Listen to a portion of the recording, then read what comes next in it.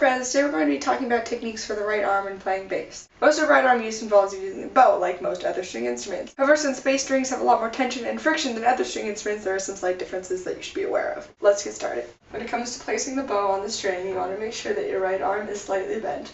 Locking your elbow is counter to what we're talking about with relaxation. Sometimes students who may be set at the wrong height for their instrument, you'll find playing like dinosaurs or playing with their arm completely straight.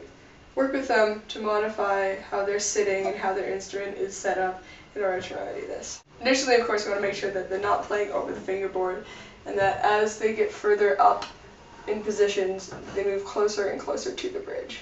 The most common mistake I see from beginners is pressing with the hand instead of using the weight of the arm in order to create a sound on the bass. To remedy this, we all go back to relaxation. So starting in the position we talked about with your shoulder above the fingerboard, we're going to do a little exercise here. Why don't you take your right wrist and hold it with your left hand. Now start wiggling your arm around and try to pour all of the tension out of your right arm and replace it with just the weight of the arm. So your arm will be entirely dead weight. Once you feel entirely relaxed, you're going to let your wrist go and just let it thump against the bass. It should sound like this. It's a big loud sound. Now for instance, if I was still carrying tension in my arm and controlling the motion down, you see there's a huge difference in the amount of sound there. So you want to use all of your weight. Your arm is a heavy thing. The thing about playing bass is because it's so big, you want to use larger body parts and larger muscles before you use smaller ones because they're less likely to get injured, which is very important. So once you're all nice and relaxed, it's time to add the bow. I'm going to talk about the bow hand in another video, so for now we're going to go with this very primitive sort of grip. It's not pretty, but we don't want to worry about how to reposition the right hand to balance the bow for a little while now. So, holding the bow like that, let's do the exercise with the tension again. So now we have the bow on the string.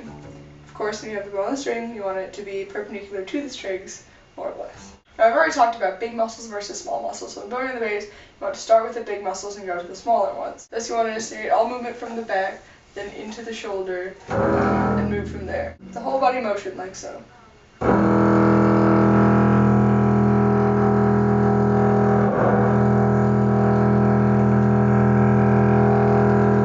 As you can hear, playing this way, we get a nice characteristic sound, unlike the surfacey sound you often hear from beginning players. When talking about bowing with beginning players, especially bassists, it's very important to avoid introducing tension into the system. You don't want them to develop bad habits from the beginning because those will be very hard to break later in life. The next video will be a play-along video of a sequence of motions that will help students to learn to move the bow with as little tension and as much arm weight as possible, so stay tuned.